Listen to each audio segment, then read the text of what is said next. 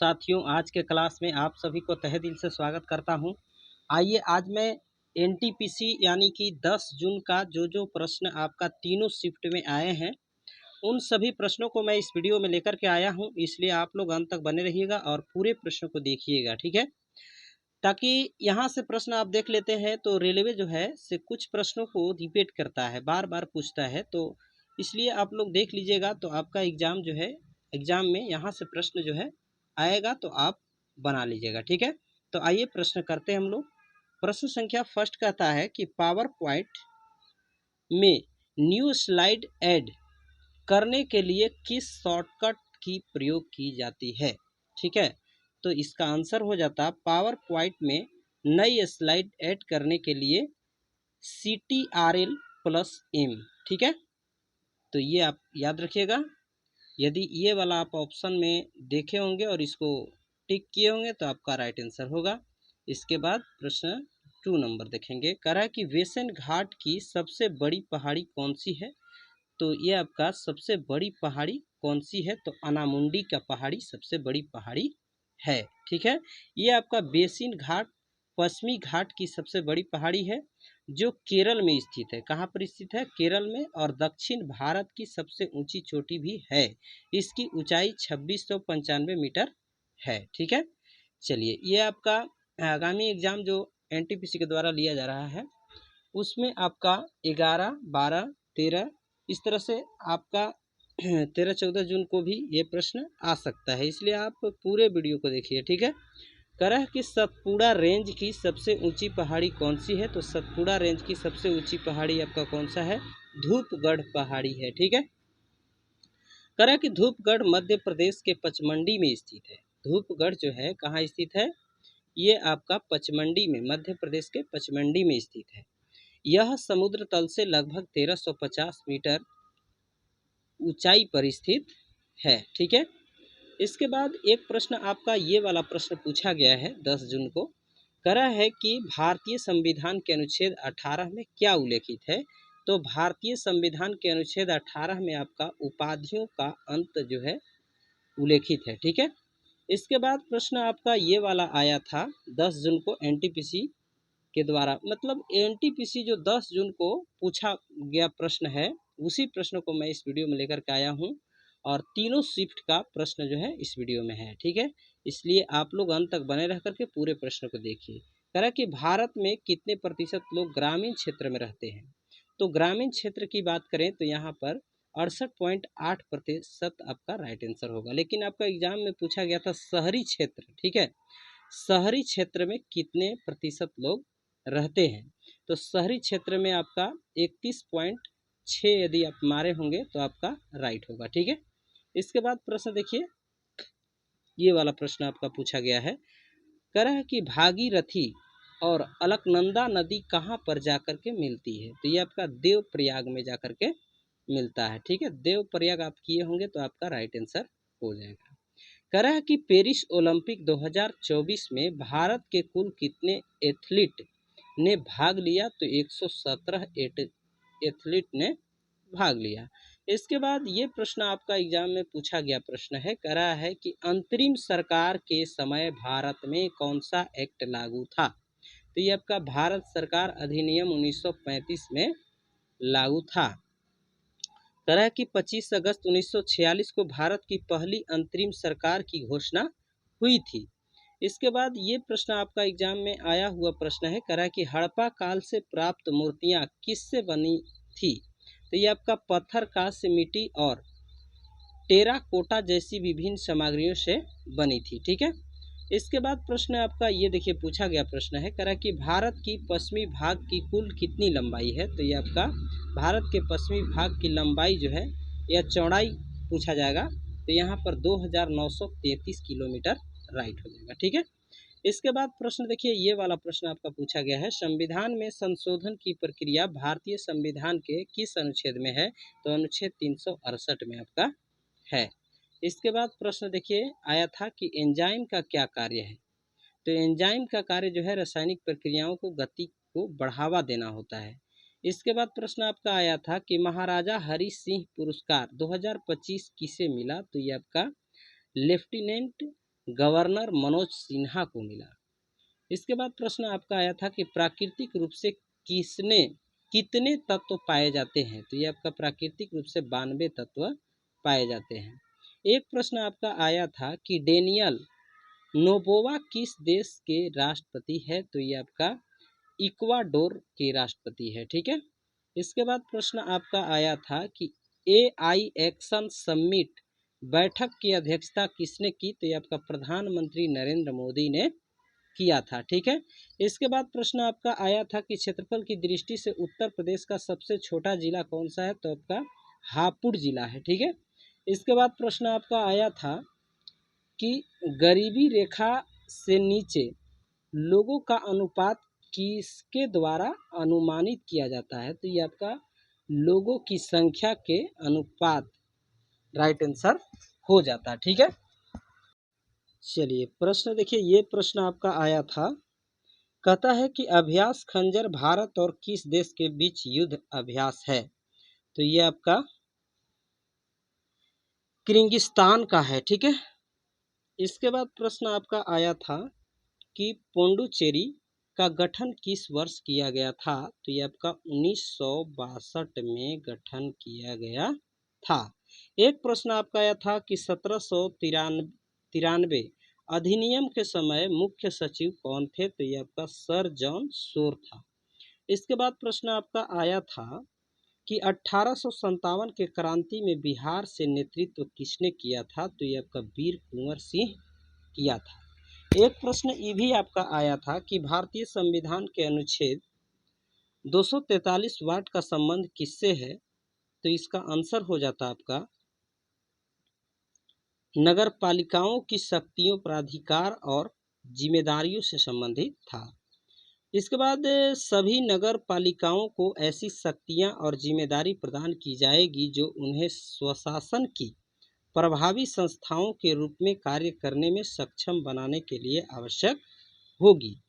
इसके बाद प्रश्न देखिए, ये प्रश्न आपका आया था कि शांति का नोबेल पुरस्कार 2024 किसे मिला, ये आपका जापानी संगठन निहोन हिंडाक्यो को दिया गया। ठीक है। इसके बाद इसके बारे में थोड़ा सा हम लोग जान लेते हैं कि 2023 में नोबेल शांति पुरस्कार ईरानी मानवाधिकार कार्यकर्ता नरगिस मोहम्मदी को दिया गया था। क्या दिया गया था, तो नोबेल शांति पुरस्कार दिया गया था। ठीक है। इसके बाद ये प्रश्न आपका आया था कि बेरोजगारी से संबंधित अनुच्छेद कौन सा है, तो ये आपका बेरोजगारी से संबंधित अनुच्छेद 41 है। संविधान अनुच्छेद से आपका प्रश्न जो है बार बार पूछा जा रहा है, इसलिए आप लोग उसको देख लीजिएगा पॉइंट ऑफ व्यू से। ठीक है। इसके बाद करा कि त्रिस्तरीय पंचायती राज्य व्यवस्था में जिला परिषद का स्थान क्या होता है, तो जिला स्तर पर सर्वोच्च निकाय होती है। ठीक है। इसके बाद प्रश्न आपका आया था कि रामसर पुरस्कार 2024 किसे मिला, तो डॉक्टर जयश्री वेंकटेशन को मिला। इसके बाद प्रश्न आपका आया था कि भारत में वास्तुकला के चार बाग शैली की शुरुआत किसने की थी, तो ये आपका चार बाग शैली को मुगलों द्वारा भारत लाया गया था। इसके बाद प्रश्न आपका आया था कि भारत के किस राज्य में सबसे अधिक अनुसूचित जनजातियों की संख्या है, तो ये आपका मध्य प्रदेश में है। इसके बाद प्रश्न आपका पूछा गया कि थार रेगिस्तान में मुख्य रूप से कौन सा पेड़ पाया जाता है, तो ये आपका कैक्टस पेड़ पाया जाता है। खेजड़ी या समी का पेड़ भी होता है। ठीक है। इसके बाद प्रश्न आपका पूछा गया प्रश्न है 10 जून का कि सिंधु घाटी सभ्यता में टेराकोटा कहाँ से प्राप्त हुआ था, तो ये आपका सिंधु घाटी सभ्यता में टेराकोटा कई स्थलों से प्राप्त हुआ था, जिसमें मुख्य रूप से मोहनजोदड़ो और हड़प्पा, कालीबंगा, लोथल और बनवाली शामिल है। मतलब यहाँ से भी टेराकोटा प्राप्त हुआ है। इसके बाद प्रश्न देखिए, आपका पूछा गया प्रश्न है कि आम बजट का विलय रेल बजट के साथ कब हुआ, तो ये आपका 2017 में हुआ। ठीक है। 2017 में हुआ, याद रखिएगा। इसके बाद प्रश्न देखिए, पूछा गया प्रश्न है कि डिजिटल परिवर्तन पुरस्कार 2025 किसे मिला, तो ये आपका भारतीय रिजर्व बैंक RBI को दिया गया। इसके बाद आपका प्रश्न पूछा गया है कि धनकर झील कहाँ पर स्थित है, तो ये आपका हिमाचल प्रदेश के स्पीति घाटी में स्थित है। एक प्रश्न आपका ये वाला पूछा गया प्रश्न है कि मार्च 2025 तक भारत में कितने डिजिटल किसान क्रेडिट कार्ड बनाए जा चुके हैं, तो ये आपका 7.75 करोड़, ठीक है, 7.75 करोड़ बनाया गया है। इसके बाद प्रश्न है आपका कि प्ले यूनि अंटिल बॉलर्स डाई, यहाँ प्रसिद्ध कथन किस भारतीय पूर्व क्रिकेटर से संबंधित है, आपका सुनील गावस्कर से संबंधित है। एक प्रश्न आपका आया था कि निम्न में से कौन सा क्षेत्र दक्कन के पठार का बाहरी भाग नहीं है, तो ऑप्शन में आपका हिमालय दिया गया था। हिमालय यदि आप करेक्ट मारे होंगे तो आपका आंसर करेक्ट होगा, ठीक है। इसके बाद प्रश्न आपका आया था कि निम्नलिखित में से किस शासक ने अपनी जीवन के अंतिम दिनों में जैन धर्म को अपनाया था, तो ये आपका चंद्रगुप्त मौर्य था। इसके बाद प्रश्न आपका था कि ध्रुवसेन के बाद गद्दी पर कौन बैठा था, तो ये आपका खड़गग्रह द्वितीय ने बैठा था। कह रहा कि ध्रुवसेन द्वितीय जो मैत्रक वंश का शासक था, 627 से 641 ईस्वी तक शासन किया और ध्रुवसेन की मृत्यु के बाद उनके भाई खड़गग्रह द्वितीय ने गद्दी संभाली।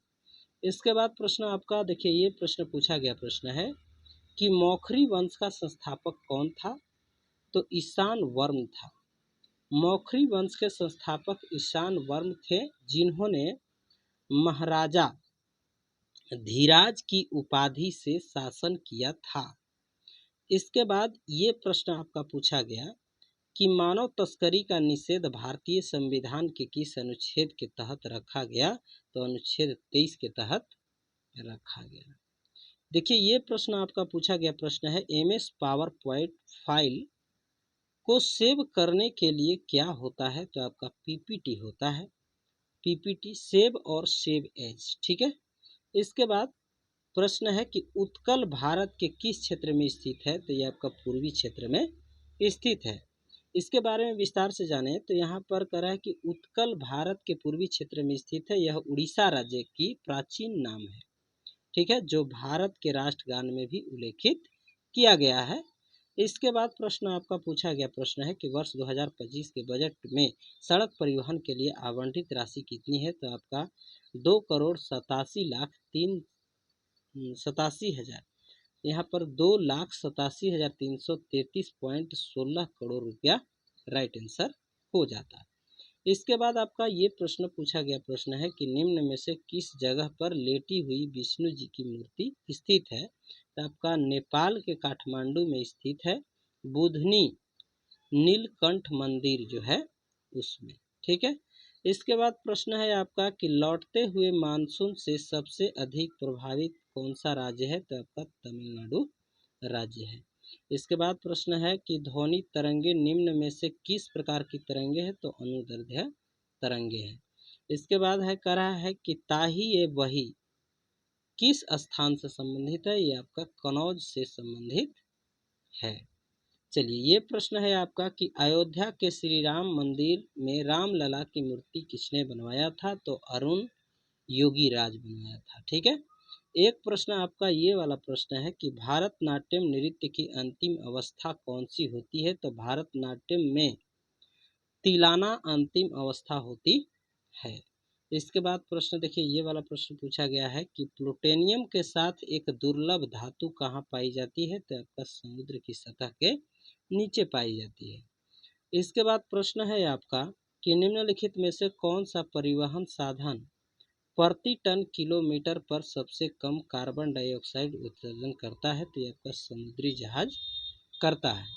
इसके बाद है प्रश्न आपका कि भारत में लोकपाल की अवधारणा किस देश से प्रेरित है, तो यह आपका डेनमार्क देश से प्रेरित है। स्कैंडिनेविया देशों के ओम्बुड्समैन प्रणाली से प्रेरित है और विशेष रूप से स्वीडन से, ठीक है। इसके बाद प्रश्न है आपका कि न्यूरॉन में संदेश एक न्यूरॉन से दूसरे न्यूरॉन तक कैसे संप्रेषित होता है, तो सिनेप्स के माध्यम से आपका संप्रेषित होता है। तो आज का आपका क्लास यहीं पर द एंड होता है। आप लोगों को अच्छा लगा तो आप मेरे चैनल को सब्सक्राइब कीजिए, वीडियो को लाइक कीजिए एंड शेयर कीजिए। मिलते हैं नेक्स्ट वीडियो में, तब तक के लिए थैंक्स।